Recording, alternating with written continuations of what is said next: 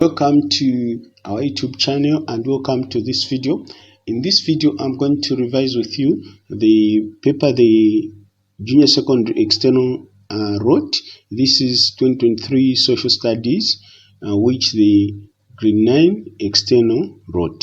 Okay, so what I'm going to do is I'm going to answer all the questions from this paper. So watch this video up to the end, and if you haven't subscribed to our YouTube channel, we invite you to subscribe to our YouTube channel. And if you find this video helpful, remember to like it and also share with your friends.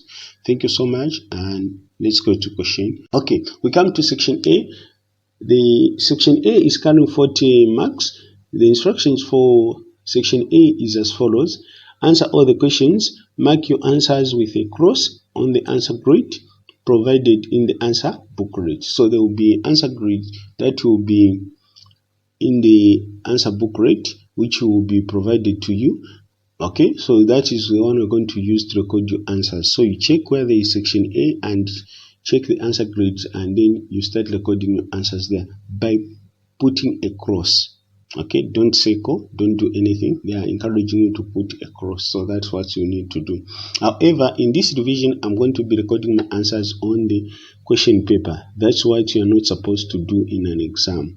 You don't record your answers in an exam on the question paper. Instead, you write your answers on the answer booklet provided.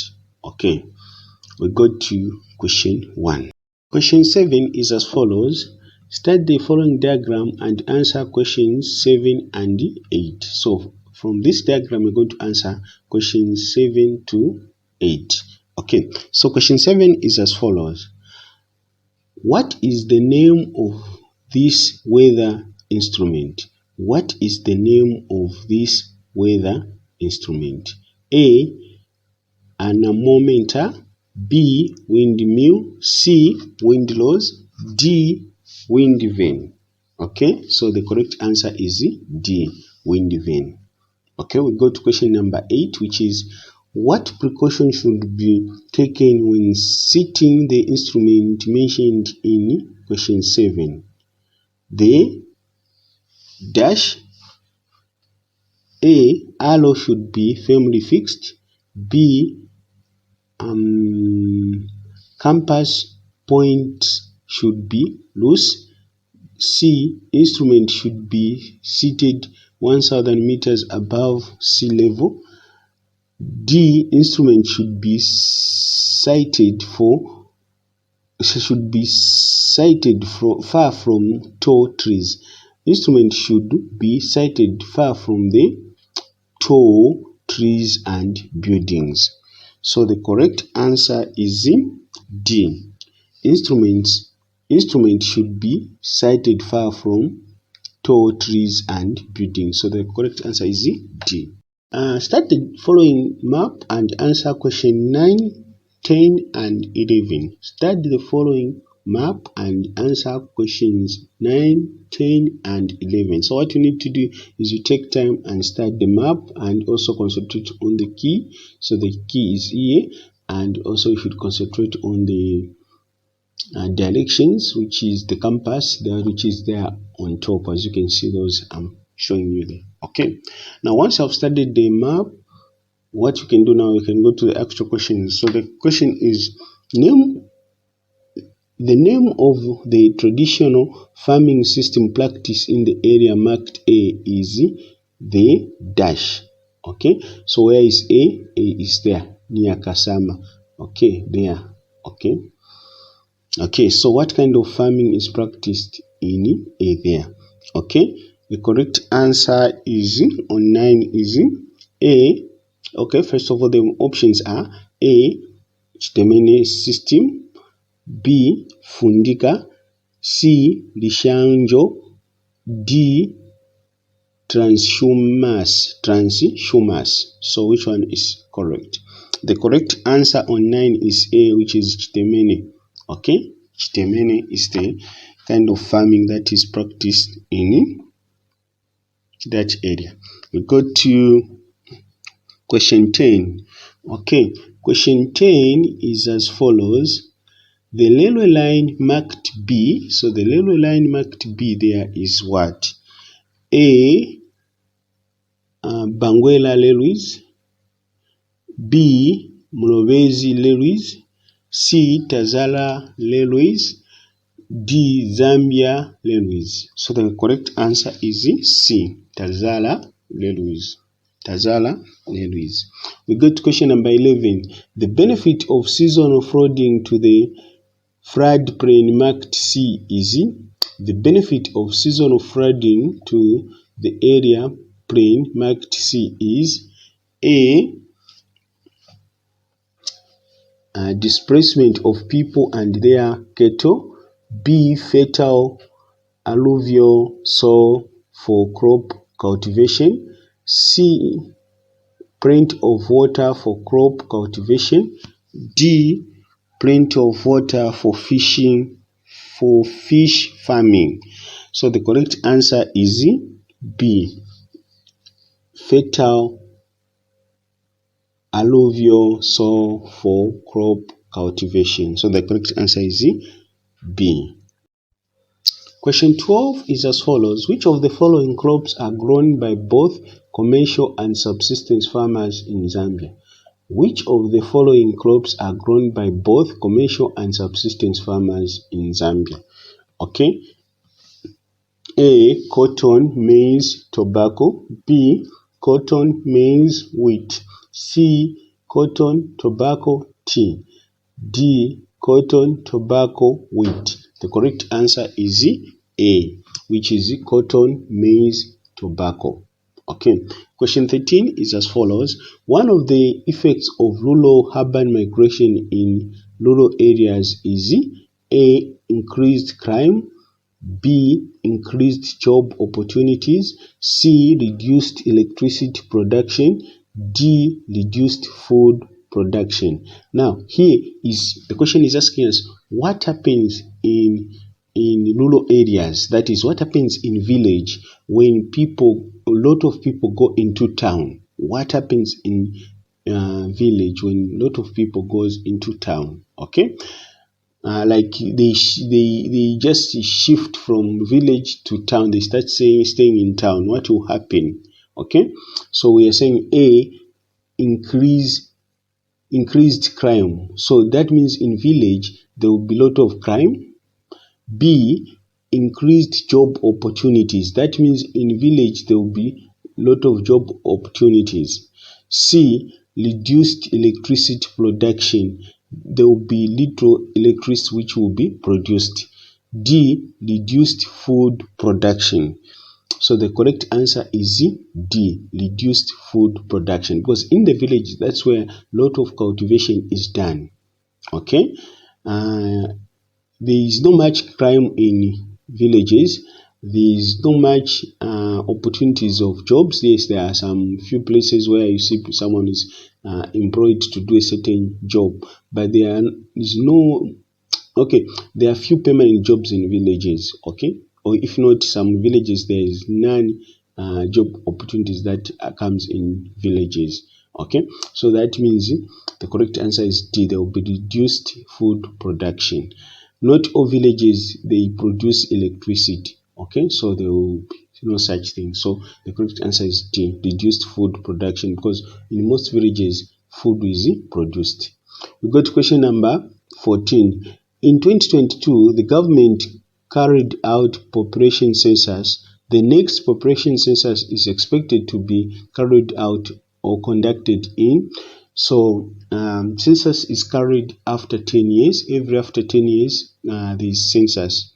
So if you don't know what census is, this is the counting of people. Okay, so it's carried every after 10 years. So the next time census will be carried will be in 2032. Since it was carried in 2022, it will be carried in 2032. The correct answer is B.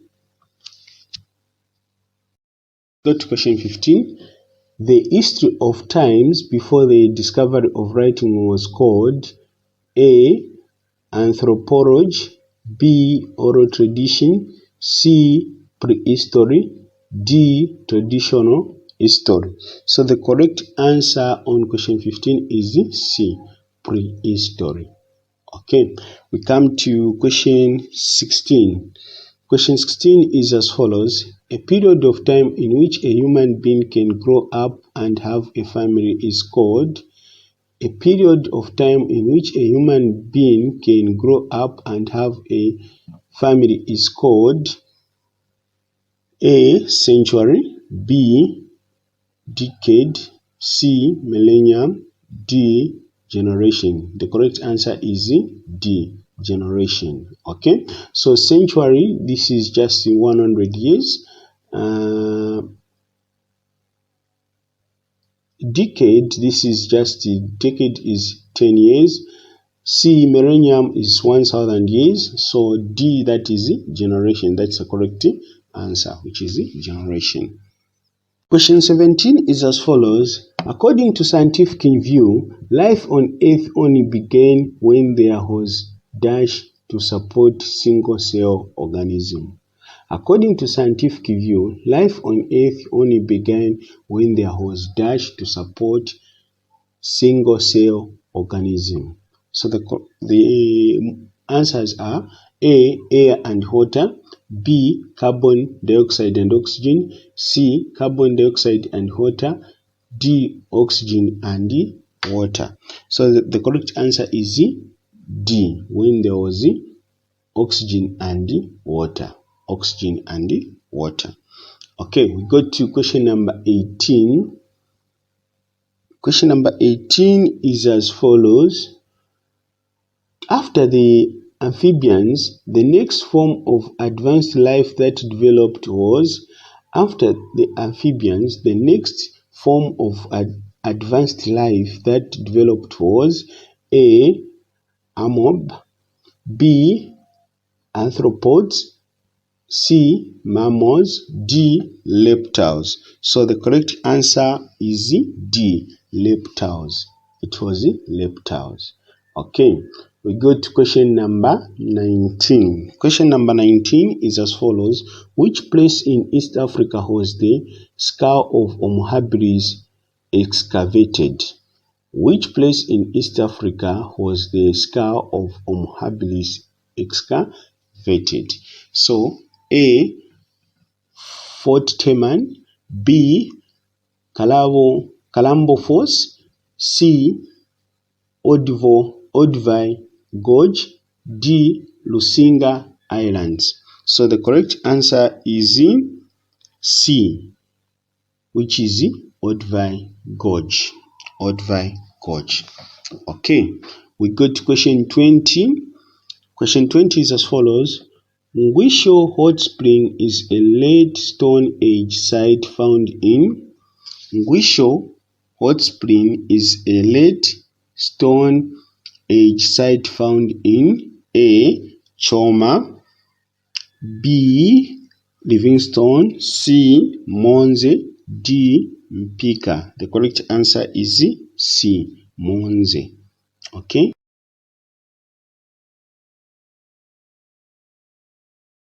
Study the following picture and answer questions 21 and 22. So take time and study the diagram. So that is the diagram. We have got dagger sides, we have got bellows and pipe for pumping air into furnace, and we have got here down, which is this is the iron furnace. So the actual question is as follows. 21. Which people in the Middle East Asia designed the structure in the picture? Which people in the Middle East Asia designed the structure in the picture? A. Bantu, B. Kushite or Kashites, C. Hittites, D. Nilotes. Okay, so the correct answer is C. Hittites. Okay, Hittites designed this structure. Okay, we go to question 22, which is the structure in the picture was plastered using dagger on the sides. To A. Make it neat, B. Prevent mud from going inside, C. Strengthening it, D. Trap heat inside. So why was the iron furnace plastered using dagger. So the correct answer is D, to trap heat inside. To trap heat inside. Okay, so it was plastered with dagger so that it can trap heat inside. Question 23 is as follows. Which of the following Bantu-speaking people do not belong to the decentralized society in Zambia? Which of the following Bantu-speaking people do not belong to decentralized society in Zambia? A. Hila and Lenje. B. Lala and Lamba. C. Lenje and Soli. D. Tonga and Hila. So the correct answer is B. Lala and Lamba. Lala and Lamba. Okay, we go to question number 24, which is identify from the following the trade items Hundi supplied to Portuguese in a long distance trade. Identify from the following the trade items Hundi supplied to the Portuguese in long distance trade. A. Copper, ivory, gold. B. Iron, salt, guns. C. Ivory, gold, slaves. D. Slaves, gold, beads. So the correct answer on 24 is C. Iron, gold, and slaves. So ivory, gold, and slaves. These are the things Hundi supplied to the Portuguese. We go to question 25. Explorations by Richard Burton, John Speke, and James Grant in the 1850s and 1860s located the source of the Dash River. Okay, exploration by Richard Burton, John Speke, and James Grant in the 1850 and 1860s located the source of the Dash River. A. Congo River. B. Niger River. C. Nile River. D. Zambezi River. So the correct answer on 25 is C. Nile River. Now, question 26 is as follows. The ethnic groups of people in Zambia which were led by chiefs that resisted colonial rule are Dash-speaking people. The ethnic groups of people in Zambia which were led by chiefs that resisted colonial rule are Dash-speaking people. A. Bemba Lunda Ngoni. B. Visa Kaonde Tabwa. C. Lozi Lenje Tonga. D. Ngoni Luvale Namwanga. So the correct answer for 26 is A. That was Bemba Lunda Ngoni speaking people. 27. 27 is which political party did Robert Mugabe lead? Which political party did Robert Mugabe lead? Okay. A. African National Congress. B. Zimbabwe African National Congress. C. Zimbabwe African National Congress Patriotic Front. D. Zimbabwe African People's Union. Okay, so the correct answer on 27 is C. Zimbabwe African National Congress Patriotic Front, that is ZANU-PF. Okay. Question 28 is as follows. The civic education component of social studies helps citizens to. The civic education component of social studies helps citizens to A. Appreciate corporal punishment in society. A. Appreciate corporal punishment in society. B. Know the stages of the development of man. C. Learn about all the major world religions. D. prepare them to handle cross-cutting issues. Okay, so the correct answer for question 28 is D. Prepare them to handle cross-cut issues. Okay, that is the correct answer, which is D. Okay, question 29 is as follows. Who expanded the British influence from the south across the Limpopo River in South Central Africa to the north? Who expanded the British influence from the south across the Limpopo River in South Central Africa to the north? A. Ian Smith. B. John Cecil Rhodes. C. Dabaningi Story. D. Queen Elizabeth. Okay, so question 9, the correct answer is B. John Cecil Rhodes. Okay, we go to question 30. The Zambian national anthem is one of the Zambia's symbols of national identity. Its tune came from a South African song called Nkosi Sikelele Africa, which means God bless dash A. Africa, B. Our land, C. South Africa, D. Zambia. The correct answer is A. God bless Africa. Okay. 31. What does the rule of law promote? What does the rule of law promote? A. Apathy, B. Anarchy, C. Fairness, D. Leadership. The correct answer is C. Fairness. Okay, the correct answer is C. Fairness. Question 32 is as follows. Zambian citizens have to apply for a national registration card when they reach the age of 16. Which of the following is not a feature found on the national registration card? A. Height, B. Name, C. Signature, D. Village. The correct answer is A. Height. You never find the height of a person on an NRC, on a NRC card. Okay, there is no height of a person on a NRC card. Okay, we go to question 33. Political parties must reject violence as a way of resolving conflicts and should instead settle conflicts through A. Accusations, B. Agreements, C. Analysis, D. Arguments. So the correct answer is B. The correct answer for 33 is B. Agreements. Okay, they should settle conflicts through agreements. We come to 34. Which arm of government is responsible for making laws? Which arm of the government is responsible for making laws? A. Parliament, B. Executive, C. Judiciary, D. Legislature.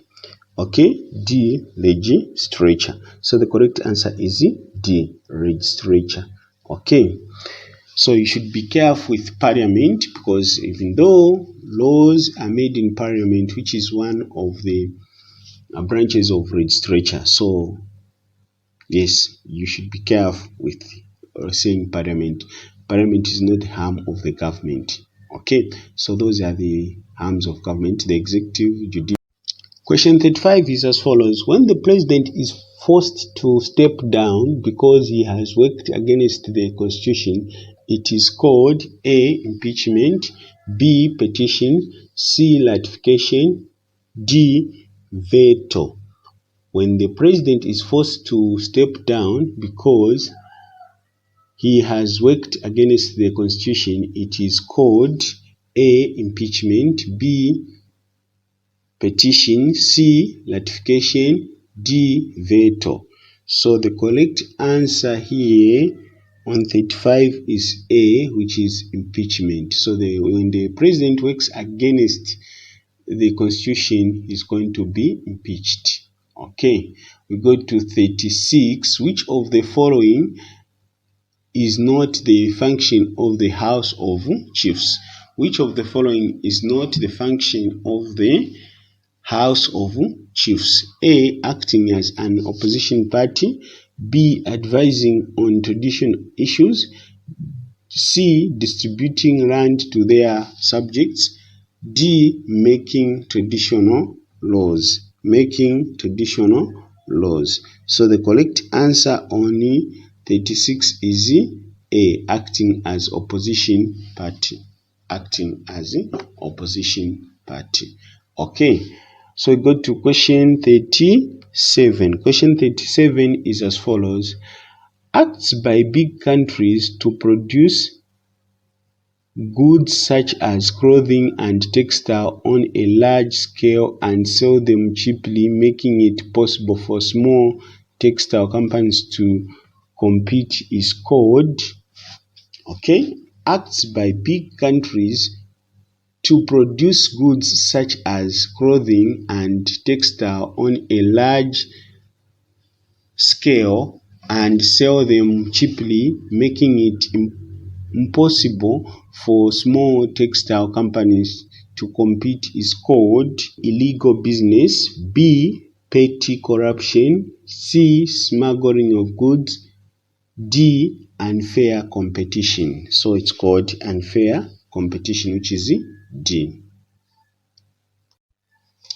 Question 38 was as follows. What concept is used to describe a deliberate failure to pay tax by an individual or company? What concept is used to describe a deliberate failure to pay tax by an individual or company? A. Fraud. B. Tax adherence. C. Tax evasion. D. Theft. The correct answer is C. Tax evasion. Tax evasion. Okay, question 29. The practice of treating a particular group in society less fairly than others because of sex, age, or race is called.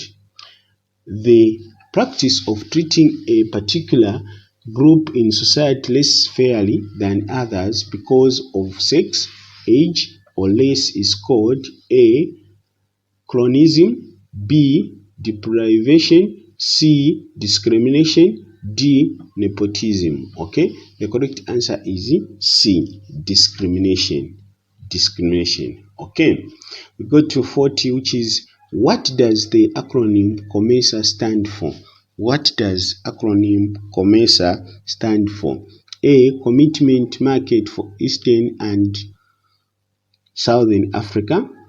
B. Common Market for Eastern and Southern Africa. C. Confederation of Market for Eastern and Southern Africa. D. Conference on Market for Eastern and Southern Africa. The correct answer is B. Common Market for Eastern and Southern Africa, which is B. That's the correct answer. So section B, which has 30 marks, the instruction is as follows. Answer all questions in this section. Write all your answers in the inserted answer booklet. Okay, so this is what I explained earlier on. Okay, question 1 is as follows. Start the following map and answer the questions that follow. Okay, so what you need to do is pay attention, study the map, just like I said earlier on, and also take note of the key here. You should also understand the key here, and also you should also understand the compass here. Okay, so once you have done that, then you can go to the actual questions. So let's go to the actual questions. So question 1A is as follows. Name 2 types of fish caught in Lake Tanganyika. Name 2 types of fish that are caught in Tanganyika. So 1, that is booger fish. Okay, booger fish. Okay, so it can be booger fish or now perch or pamba. These are also fish caught in that. Then there is also we have got Mplungu Carpenter, which is lake sardines, okay, or lake sardines or carpenter. Okay, these are fish that are caught. These are types of fish that are caught in Lake Tanganyika. Okay, we go to question number 1B, which is what means of transport do the tourists visiting the historical site A use? So let's go identify the site A. Okay, historical site A. Where is it? A, it's here we have circled. So what mode of transport will they use? Okay, so as you can see here, there's no indication of any water body. Okay, there's no indication of any water body, so that means this is just land. So the kind of transport that can be used can be either by motor vehicle, okay, plane, or we can also talk about train or airplane. Okay, so they can use these kinds, and also bicycle can be acceptable. So the possible answers of transport that can be used is aeroplane, motor vehicle, train, or bicycle are also acceptable. But apart from these, you can also mention the mode of transport that can be used, like we can talk about by road, by railway, and by air. Okay, these can be acceptable. So people can reach this historical site by using the road, things that moves on railway line, things that moves by air. So like you can mention train, motor vehicle, aeroplane, all these are acceptable. Okay, we go to question number 1C. 1C saying, what is the plantation crop grown in Mazabuka? So in Mazabuka, what is the plantation crop grown in Mazabuka? That is sugarcane. You and me know that Mazabuka is well known for producing sugar because they grow a lot of sugarcane in that area. So sugarcane is the correct answer. Number 1D is give one hydroelectric power station HEP found on Kafue River. Okay, so on Kafue River, you are going to find these three power stations. One, it is Tezi hydroelectric power station. We're also going to find Kafue Upper Gorge hydroelectric power station. Then you are also going to find Kafue Gorge electric power station, which is lower. Okay, so lower Kafue Gorge hydroelectric power station. So from these three, you can pick one and write it. All these three are correct. They are found on Kafue River. Okay. We go to question 1E, which is state an indigenous tree found in hardwood forest. Okay, an indigenous tree found in hardwood forest. So they want one, I'll give you two. So the first one is Mupapa. B, or the second one is Mukwa. So you can either write Mupapa or Mukwa. Now, these are just two of the hard trees. There are so many trees that you can talk about. There is Kaimbi, Mutobo, Musenshi, all these, they are there. But I'll give you these two, Mukwa and Mupapa. So you can pick these two and you can use them even in other exams. Okay. We come to question 1F, which is why does the government encourage the establishment of softwood plantation? Why does government encourage the establishment of softwood plantation? So number one, to conserve indigenous forests.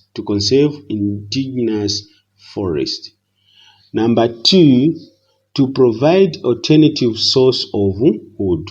Since they want one, I've given you two, so those are the ones. You can pick one from those and write them. Okay, we go to question number 1G, which is mention three effects of rapid population increase on the physical environment in Lusaka. Mention three.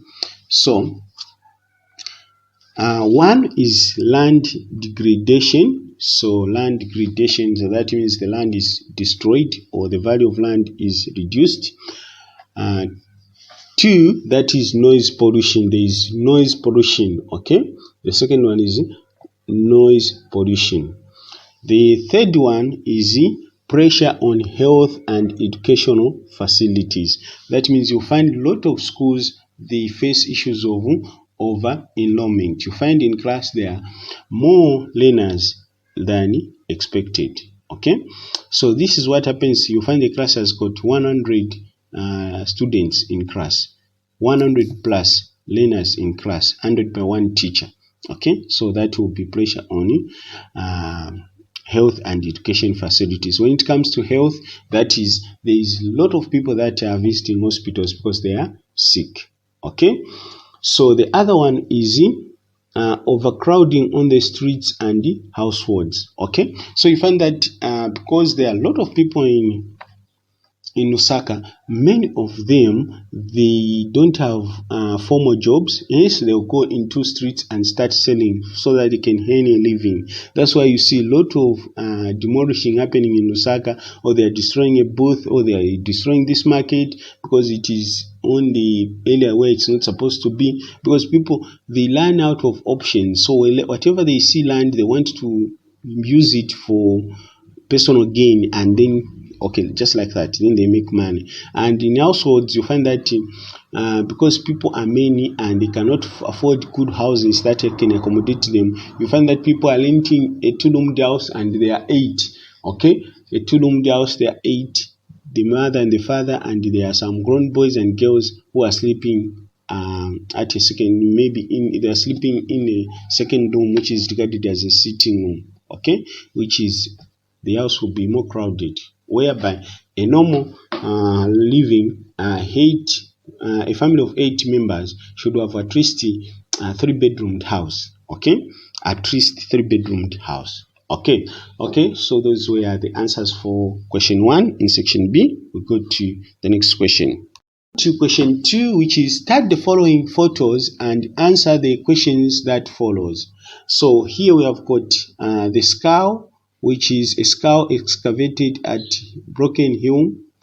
Number 2, photo 2, pupils from Pika Boys Secondary School interviewing Mr. Munamala at his home. Okay, so you need to pay attention and study those photos. Once you have studied them, then we go to question 2A. Okay, question 2A is as follows. Identify the methods of learning about the past depicted in photo 1 and 2.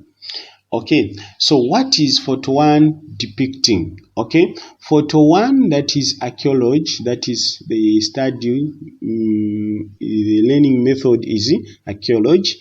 Then photo 2, that is oral tradition or word of mouth, so oral tradition. Okay, then we go to B, which is which one of the photos presents a primary source of historical information. The primary source of historical information. This is the information that is exactly the way it is. It has not been moved from one point to another. It's just the first-hand information. Okay, that is it. Okay, so from the skull, you are able to get the information, the original information from the doer. Okay, so if you want to study about broken human, you get the head, it will tell you how broken human was. You are able even to tell the difference, how the person has evolved from the time of broken human to the present time, because you see the difference, the actual difference. Okay, we go to question C, 2C, which is what name was given to the historians that used the method shown in photo 1? Okay, that is archaeologists.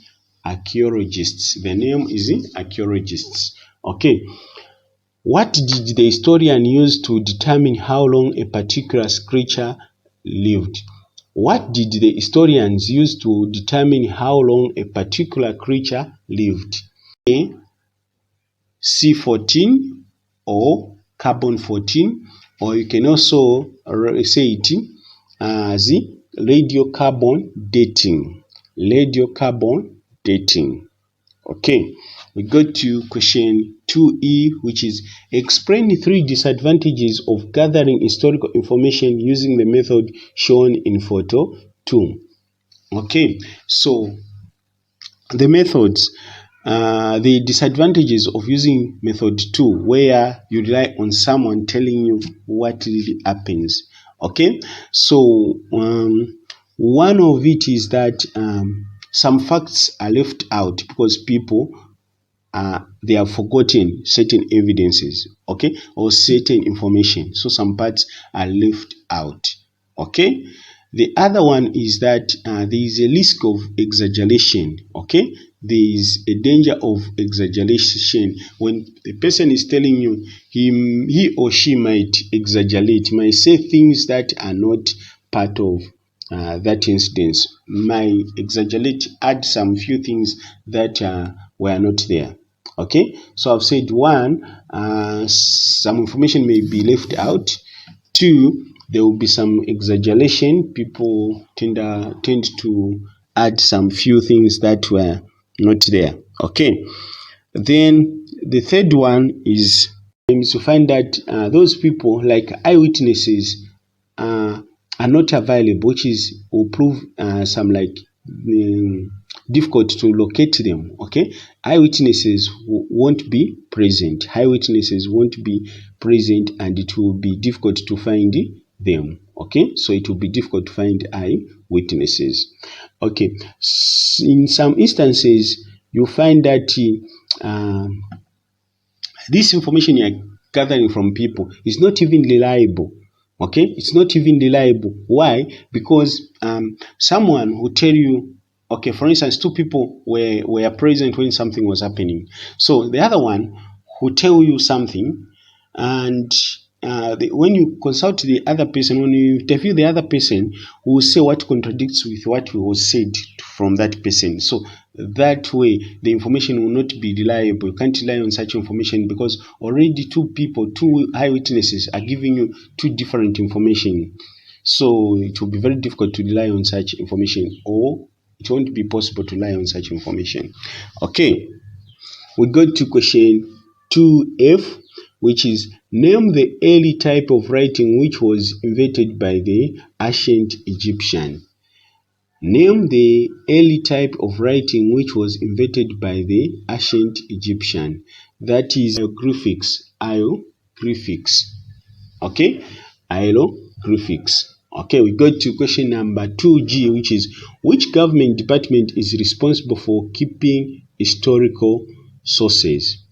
Which government department is responsible for keeping historical resources? Okay, that is National Archives of Zambia, found in Lusaka.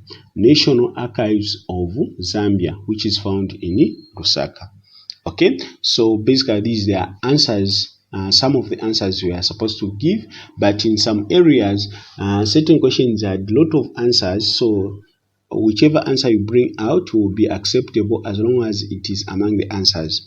So where they are like in E, where they were asking for us to give 3 reasons, I gave you 4, so you can choose 3 from those and write them. Okay, we go to question number, the next question, which is question number 3. Question 3 is as follows. With reference to the United Nations specialized agencies, answer the questions that follow. With reference to the United Nations specialized agencies, answer the questions that follow.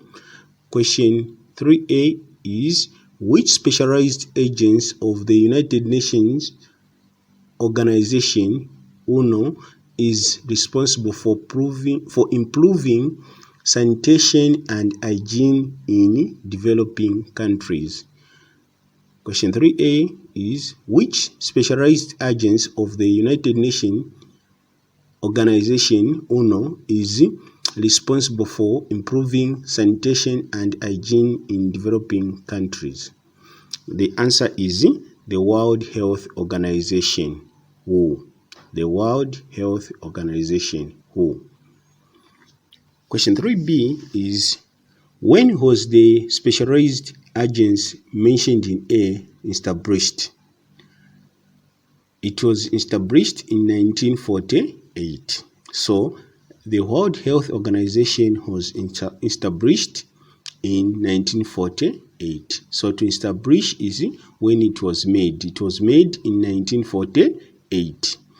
We go to question 3c is, state the specialized agents of the United Nations that protects cultural heritage sites. Okay, the correct answer is United Nations Educational, Scientific and Cultural Organization, which is UNESCO. Okay, UNESCO. Question 3d is, which agents of the United Nations lays world standard of working condition? Which agents of the United Nations lays world standard of working condition? The answer is International Labour Organization, ILO. International Labour Organization, ILO. Okay, we got to question 3e, which is, mention 3 cultural heritage sites found in Zambia. Mention 3 cultural heritage sites found in Zambia. Okay, 1, historical sites, 2, museums, 3, cultural village, 4, curio shops. Curio shops. So they want 3, you can pick 3 from those 4 I've mentioned. Okay, we got to question number 3f, which is, how does the IMF help promote international trade? Give 3 ways. Okay, how does the International Monetary Fund help promote international trade? Give 3 ways.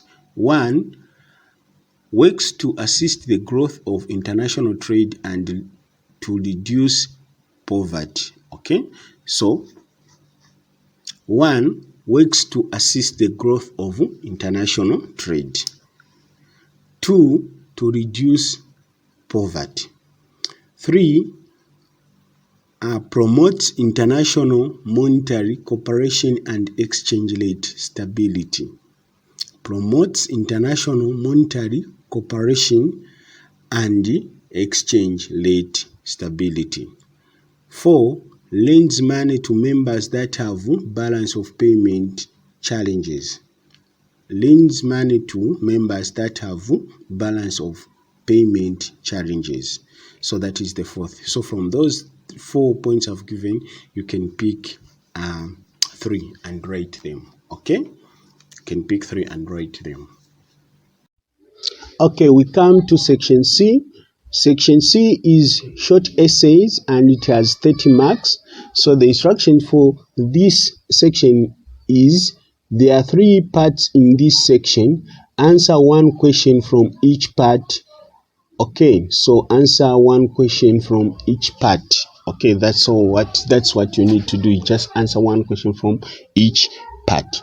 Okay, so before we go on and answer the questions, I want to talk about a few things that you need to do as you answer this question. Okay, or let me say this section. Okay, so 1, the first thing you need to do when you read the question, one thing you need to do is you need to come up with points related to the question. Okay, make sure you just come up with points that are asked in the question. Okay, that's what you need to do.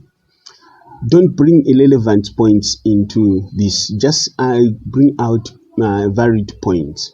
Okay.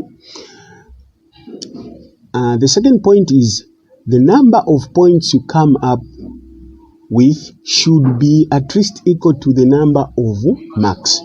Okay. So when they have asked you the question and they have given you 6 marks, at least come up with 6 points.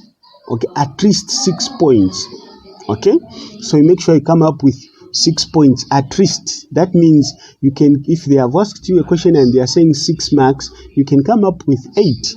Okay, at least you can come up with 8 or 6, somewhere between those numbers. Okay, how do you come up with 8? You come up with 8 when you are not very sure of the other points you have raised. You can give additional 2. Okay, and you can write them all. Now that depends on the lenience of the marker and the strategy the marker is going to use. Some markers will just mark the first 6 points. Some, they will even go further and look for those meaningful points. If the last two are okay, they will give you marks and get the all 6 marks. Okay, then the other point you need to consider is write in paragraph form and not in point form. When you're writing short essay, please make sure you write in paragraph form. Write a passage, write a paragraph. Okay, just write a paragraph and don't remember, it's a short essay. Short essay, it's in English, it's more or less like a summary. Okay, short essay is a summary in history or in geography, or it's just a summary. So you just write even one paragraph. Don't put irrelevant points, just write points. Those points can be separated by commas, and later on you add the last sentence with a hand. Okay, and then you finish. Okay, the other point is don't add irrelevant information, which I've already said. Don't add irrelevant information just to make the essay to be longer. Don't add the irrelevant question. Remember, these examiners, these markers will have a lot of papers to mark, so they would appreciate if you just went straight to the points, from point to point, point to point, point to point, point to point, just like that. Okay, so basically that's what you need to do when you're writing an exam, answering this section. Just make sure you do those things. Without boring you with a lot of instructions, let's go straight to question number 1. Question 1 was as follows. With reference to energy and power in Zambia, A, describe the types of renewable sources of energy. Okay, and it carries 4 marks. Okay, it carries 4 marks. So what we're going to do first is we're going to come up with points that we're going to use to come up with an essay, a short essay. So the first point is biogas. So biogas is the energy made by fermenting organic matter. 2, hydroelectricity. Hydroelectricity is produced using the water falling from higher level to lower level. 3, wind is energy generated by wind turning a windmill or a wind turbine. 4, wood fire is the energy obtained by burning wood or charcoal. So those are the 4 points that we're going to use to construct a short essay. So using those points to construct a short essay, our short essay will be like this. There are many different types of renewable resources of energy in Zambia, and some of these are biogas, which is the energy made by fermenting organic matter. Hydroelectricity is produced using the water falling from higher level to the lower level. Wind is energy generated by wind turning a windmill or a wind turbine. And wood fuel is the energy obtained by burning wood or charcoal. Okay, so that is our short essay. Question 1B is as follows. Explain the advantages of using solar energy. Explain the advantages of using solar energy. Okay, so what we're going to do first, we're going to come up with the points. So it is 6 marks and we should come up with the 6 points. So the first one is solar energy is available in all parts of the country. Okay, the second point is it is cheap source of energy. Okay, the third part is solar energy can be stored in batteries for later use. The fourth point is it is clean as it does not pollute the environment. Now, point number 5 is it is a renewable or non-inexhaustible source of energy. Okay, it is a non-exhaustible source of energy. Number 6, it is easy to tap and requires minimum maintenance cost. Okay, so these are the 6 points I've come up with. So I'm going to write them in a short essay form. So my essay will be like this. Solar energy has a lot of advantages. Some of these advantages are it is available in all parts of the country. It is cheap source of energy. It can be stored in batteries for later use. It is clean as it does not pollute the environment, and it is renewable or inexhaustible source of energy. Okay, so basically that's how you answer that one. Okay.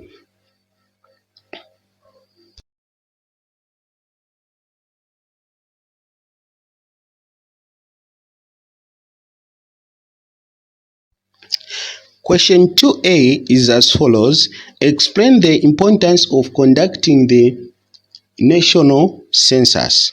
Explain the importance of conducting the national census. So first of all, as usual, I'm going to start with the points. So the points I'm going to come up with are as follows. 1. To find out the number of people living in a country at a particular time. 2. To find out the level of education attainment among the people. 3. To find out the age and sex ratio in the country. 4. To plan for the economic development of the nation. 5. To find out the living standard of the people. Okay, so we have come up with 5 points. We write them into an essay. So my essay from those points will be like, conducting of census is attached to a lot of importances. Some of these are as follows. To find out the number of people living in a country at the particular time. To find out the level of education attainment among the people. To find out the age and sex ratio in the country. To plan for economic development of the nation, and to find out the living standard of the people. Okay, that will be my short essay. Question 2B is as follows. What are the factors leading to rapid population growth in urban areas? What are the factors leading to rapid population growth in urban areas? Okay, so let's come up with points.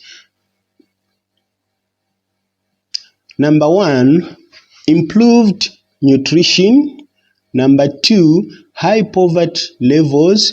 Number 3, cultural beliefs. Number 4, high fertility rate. Number 5, improved medical care. Okay, these are the points that are leading to rapid population growth. So when these 5 things are happening, they support rapid population growth. Now we put these into a short essay. Okay, there are so many things that lead to rapid population growth. Some of these are as follows. Improved nutrition, high poverty levels, cultural beliefs, high fertility rate, and improved medical care. Okay, so it doesn't matter how short the essay is. Remember, they are saying short essay. It doesn't matter as long as points are raised. So when the marker look at this short essay I've written and they can identify points, okay, that they are looking for, then they will be ticking and they will give you 5 marks compared to one who has written a full page without these points. Okay, so it doesn't matter how short the essay is. Question 3A is as follows. Describe the types of food processing industries located in major towns in Zambia. Describe the types of food processing industries located in major towns in Zambia. Okay, so that is the question. So like as usual, we come up with the points first. So what we are going to be looking for is towns that food processing that are found in major towns. So if you have in a bigger town, then there's a company, that's what mostly we refer to, that makes food, like that processes food. Okay, you can still mention it. You can see talk about that in company. Okay, so we start. The first point is poultry for fresh and frozen products. 2. Milling of maize and grind for flour and maize porridge. 3. Confectionery industries that make sweets and cakes. 4. Meat package for fresh and frozen products. 5. Canning industry for fruits, vegetables, etc. Okay, so those are the industries that we have in Zambia that are found in major cities of our country. Okay, so those are some of those foods, so of some of those industries. Okay, now let's go and construct a short essay. So our short essay will be like this. Major towns of Zambia have many different food processing industries. Some of these industries are poultry for fresh and frozen products, milling of maize and grind for flour and maize porridge, confectionery industries that make sweets and cakes, meat packaging for fresh and frozen product, and canning industry for fruits, vegetables, etc. So that's how our short essay will be like. Okay, we go to next question. Question 3B is as follows. Explain the challenges faced by food processing industry in Zambia. Explain the challenges faced by food processing industries in Zambia. Okay, so before we write the short essay on about that one, so we need to first come up with points. So let's come up with points. The challenges that food processing industry is facing in Zambia. 1. Lack of up-to-date technology. 2. High cost of raw materials. 3. High cost of fuel and energy. 4. High taxes or duties on imported raw materials. 5. Poor road and railway transport network. Okay, so these are the 5 challenges they are facing. Now, they are not all. I'm just, like I said earlier on, I'm just getting 5 challenges because of 5 marks. So I'm going to construct a short essay using these points. Okay, so food processing industry in Zambia is faced with a lot of challenges. Some of these are lack of up-to-date technology, high cost of raw materials, high cost of fuel and energy, high taxes or duties on imported raw materials, and poor road and railway transport network. Okay, so these are the challenges the food processing companies are facing. Some of the challenges that the food processing industry is facing. Okay, so we can write that short essay and then that's all. Okay. Question 2A was as follows. Why did Europeans scramble for Africa? Why did Europeans scramble for Africa? Okay, so the points that we can use to construct our short essay are 1. Economic exploitation. 2. Strategic interests. 3. Religious and cultural motivation. 4. national pride. 5. They also wanted to protect trade routes. 6. To buy slaves to be used as cheap human labor. Okay, so those are the 6 points that we can come up with. As you can see, we are supposed to gain 6 marks, and I've come up with 6 points. So to construct our short essay is going to be like this. European countries scrambled for Africa for main reasons. Some of these reasons are economic exploitation, strategic interest, religious and cultural motivation, national pride. They also wanted to protect trade routes and to buy slaves to be used as cheap human labor. Question 2b is as follows. Describe the terms of the Berlin Conference of 1884 to 1885. Describe the terms of the Berlin Conference of 1884 to 1885. Okay, so let's come up with points. The points will be what terms was raised from that conference. Okay, so the first one is it was agreed to end slave trade in Africa and providing for the welfare of Africa. 2. It was agreed that River Niger and Congo were to be free for transportation. 3. A country which occupied any territory had to be financially strong. 4. To address humanitarian issues that were brought due to slave trade. Okay, so these were the terms that was agreed during Berlin Conference in 1884 and 1885. Now let's go and construct the short essay using these points.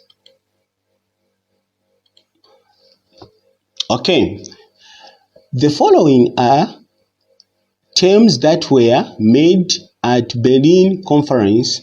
It was agreed to end slave trade in Africa and providing for the welfare of Africa.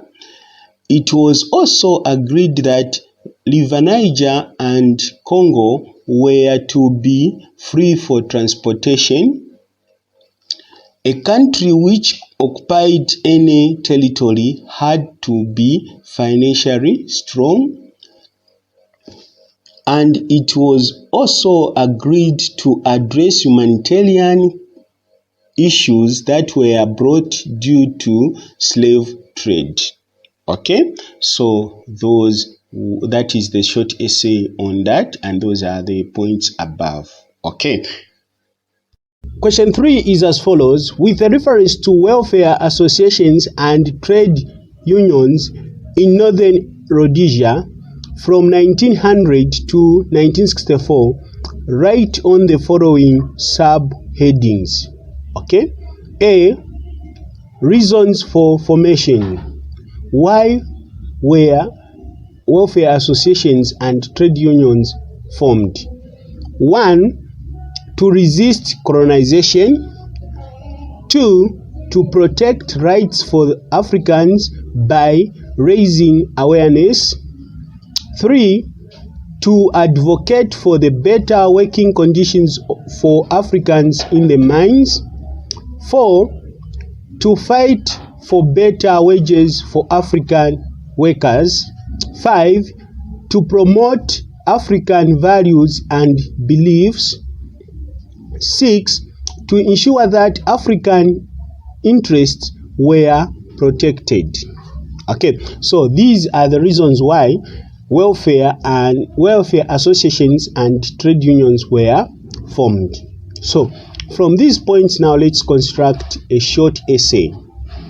Welfare associations and the trade unions were made in Northern Rhodesia to resist colonization, to protect rights for Africans by raising awareness, to advocate for better working conditions for Africans in the mines, to fight for better wages for African workers, to promote African values and beliefs and to ensure that Africans' interests are protected.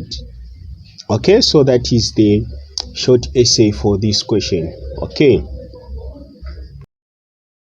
Okay, question 3b, we asked to write on the achievements that were achieved by the welfare associations and trade unions. Okay, so let's start by raising points first. So the first point, I'll start with the biggest one. Okay, the biggest achievement that was achieved by welfare and trade unions. Okay, one, Northern Rhodesia got its independence in 1964. Okay, so because of the activities of welfare associations and trade unions, it led to Northern Rhodesia, currently known as Zambia, to get its independence in 1964. Number two, their activities led to organized strikes, demonstrations, and boycotts, such as in 1935 and 1940 at in Lusaka and Copperbelt. In Lusaka and Copperbelt. 3. They also conducted civil disobedience in 1961 known as Cha-Cha-Cha. Okay. Number 4, welfare associations turned into political parties. Okay, so these are the 4 achievements that were scored. So now we can now construct a simple short essay from that. So our simple short essay will be like this. Welfare associations and trade unions had scored a lot of achievements, and some of these are as follows. Northern Rhodesia got its independence in 1964. Their activities led to organized strikes, demonstrations, and boycotts, such as in 1935 and 1940 in Lusaka and Copperbelt. They also conducted civil obedience in 1961 known as Cha-Cha-Cha, and welfare associations turned into political parties. Okay, turned into political parties. So that is the short essay on that question. Okay.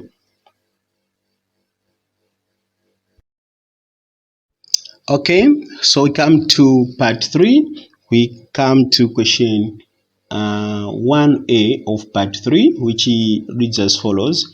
Explain the meaning of 2 colors on Zambia's national flag. That is 4 marks. So 2 colors. So we just bring out 2 colors and we talk about their meanings. Okay, but for me, I'm going to talk about the all 4 colors and then how you can also construct it. But in your case, you just get 2. Okay, so the question is, explain the meaning of 2 colors on Zambia's national flag. Okay, so what you need to do is first we need to come up with points. Okay, so I'm going to come up with points of all the 4 colors. Since they are just 4, I will do that. Unless if there are many like 10 what, I could have just stuck to 2. So basically they have told us just to describe 2 colors. So I'm going to raise the all 4 colors for the sake of revision. So the first color is orange. Orange symbolizes the country's mineral wealth. Okay. 2, red stands for the bloodshed during independence struggle. Green represents Zambia's land and natural resources. 4, black stands for the indigenous people of Zambia. Black stands for the indigenous people of Zambia. Okay, so those are the 4 points, or those are the 4 colors of the national flag. So how do you write your short essay? You can say, the Zambian flag has 4 colors in it, and these colors have meaning attached to them, like orange symbolizes the country's mean wealth. Well, red stands for the bloodshed during independence struggle. Green represents Zambia's land and natural resources, and black stands for the indigenous people of Zambia. So if it was you answering this question, you just end up to red. Okay, so you can say the Zambian flag has 4 colors in it, and their colors have meaning attached to them. Like orange symbolizes the country's mineral wealth, while red stands for the bloodshed during independence struggle. Then you end there, and that is your answer. And then if those 2 points are seen in that short essay, they will give you 4 marks. Okay, so basically that's what you write. We go to the next question. The question is, how do Zambians demonstrate respect for the national flag? How do Zambians demonstrate respect for the national flag? So before we answer this question, before we write a short essay on this one, we are going to come up with points as usual. So the first point is by saluting the national flag. That is point number 1. The other point, or the other way they show respect to the flag, is by mounting it in all public places or offices. Okay. The other point is by mounting the flag on all Zambians embassies, local and abroad. Okay, by mounting all Zambians on all Zambian embassies, local and abroad. The other one is it is also during it is used during the national events. The other point is when they are singing the national anthem, they sing under the national flag. So when they are singing the national anthem, they sing under the flag. The other one is they also mount this flag during the independence celebration on 24th October each year. So those are the 5 ways Zambians show respect to the flag. Now, let's write this short essay. So what I'm going to do is, just like I've been doing, you just put the points together. Don't put irrelevant information. So you can write it as follows. Zambians show respect to a national flag by saluting the national flag, mounting it in all public places or offices. They also show respect by mounting it on all Zambian embassies, local and abroad. It is also used during national events. So if they have got a national event, they are going to mount the flag. The other one is when they are singing the national anthem, they sing under the national flag. And also it is used they mount the national flag during independence celebration on 24th October of each year.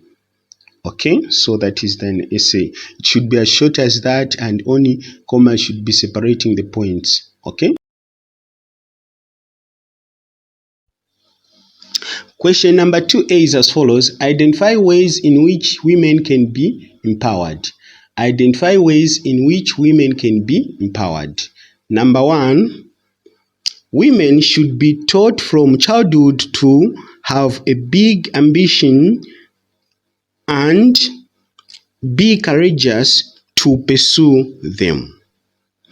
Number 2, providing quality and easily accessible education. Number 3, to allow them to make decisions without interference from negative traditional and cultural norms.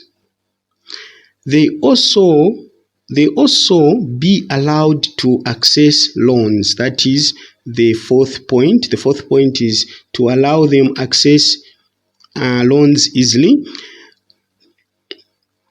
Number 5 is to have the right to own properties. Number 6, women should be engaged in national developmental activities. Okay, those are the 6 points we have come up with. Now let's form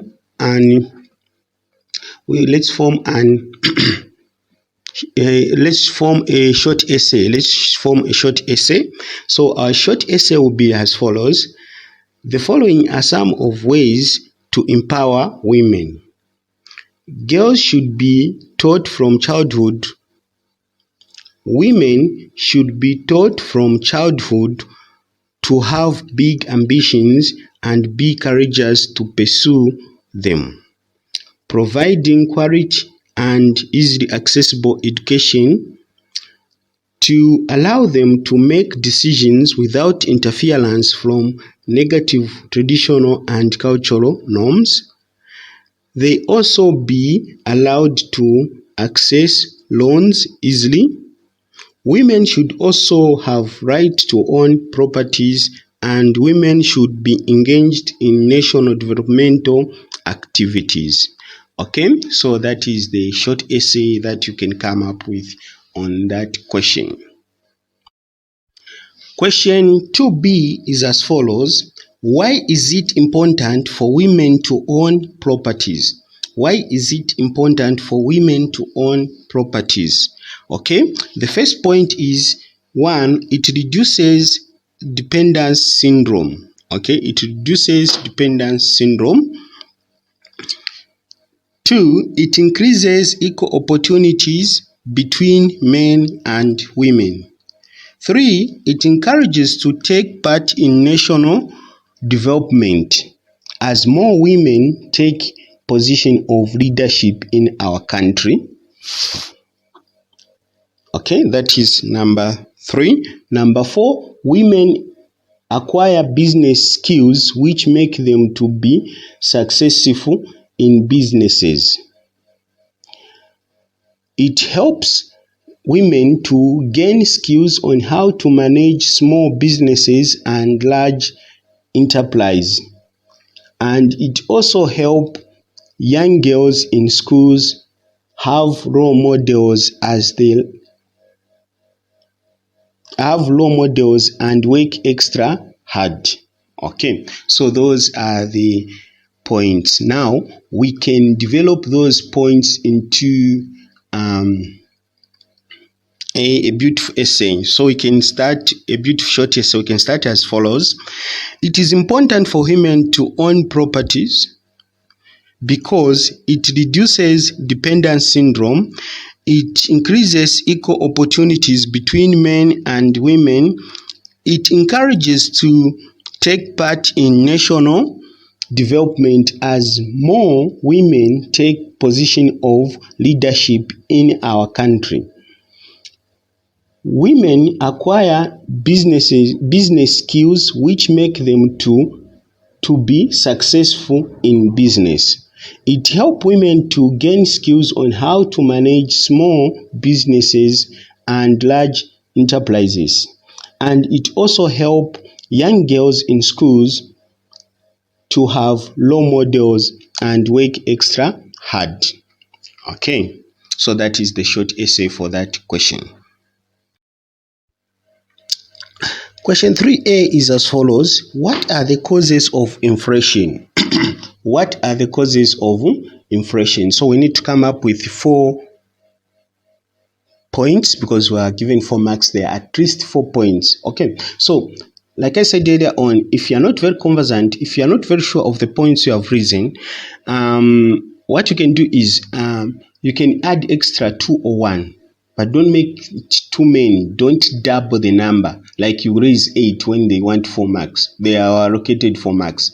At least give them at least 6. Okay? This will also be an advantage to you if you just add extra 2, because you won't waste a lot of time on one question. Okay? So, but if you're not very sure, there are some doubts on other points I've raised, you can go up to 6. You raise those and you write them.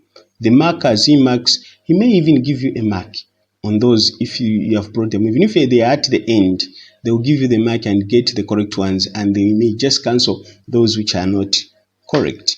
But you'll be given the entire 4 marks as long as if you raise 6, 2 are wrong, then the others are correct. If you raise 6 or all of them are correct, the marker will mark only those 4 correct answers. Okay?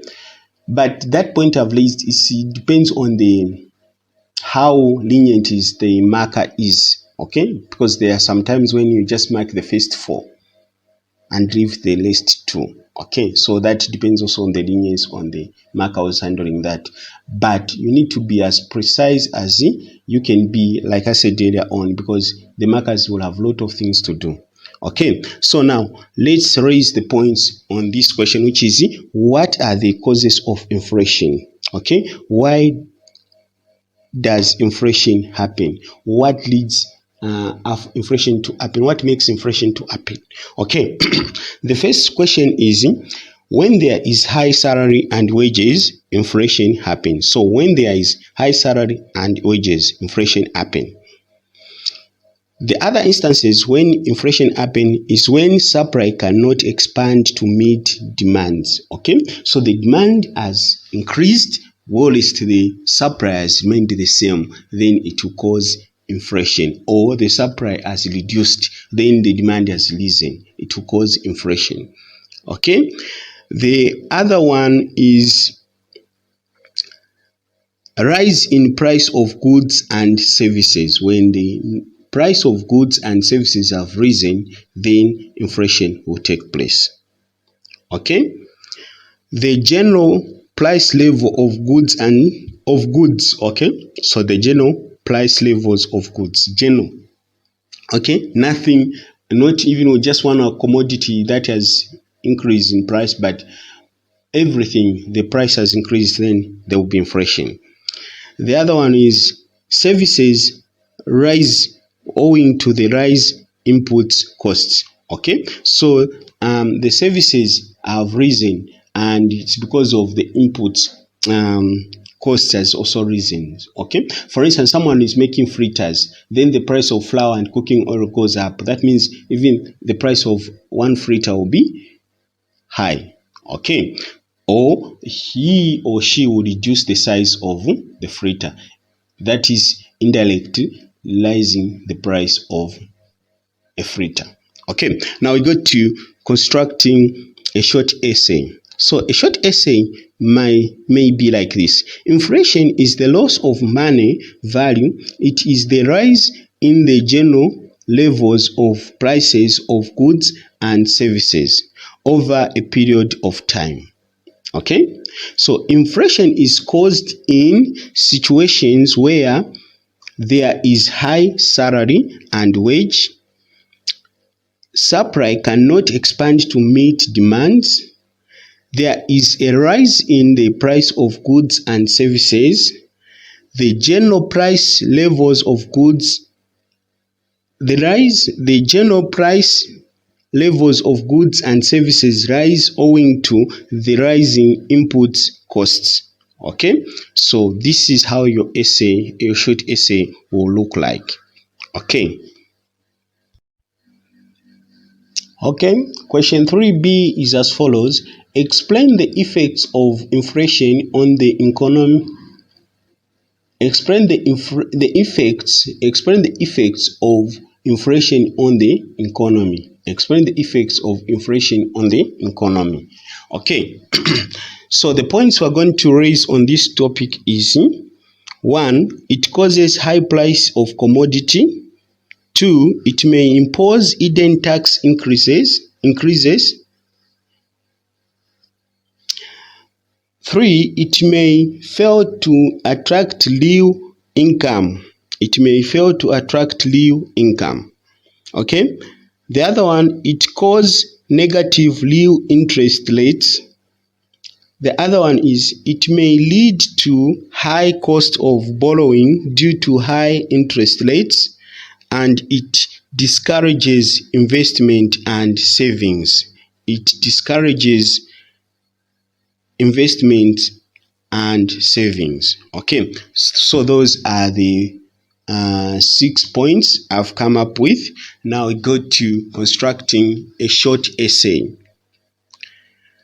Inflation has negative effects on the economy because it causes high price of commodities, it imposes hidden tax increases, it may fail to attract real income, it causes negative real interest rates, may lead to high cost of borrowing due to high interest rates, and it discourages investment and savings.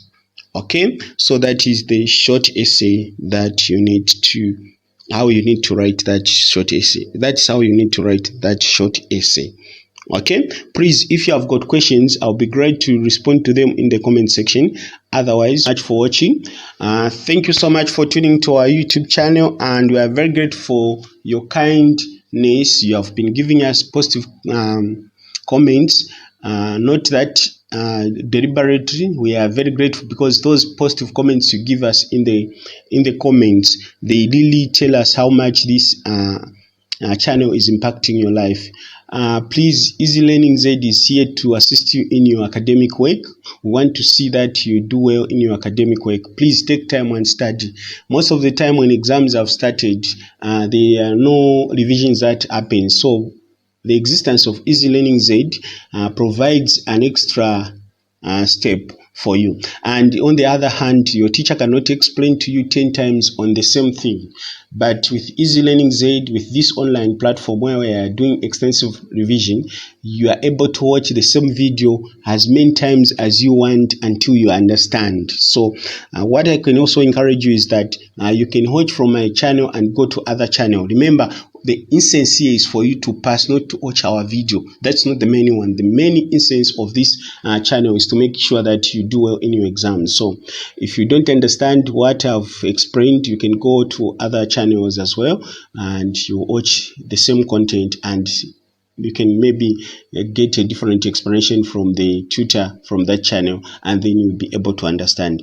Please stay away from leakages and just study extensively. Exams are easy as long as you have confidence in yourself. Okay, that's all what you need. You have confidence in yourself and accepting any situation you are in. Okay, thank you so much. If you haven't subscribed to our YouTube channel, we invite you to subscribe to our YouTube channel. And if you found this video helpful, remember to like and share with your friends. Thank you so much. God bless you.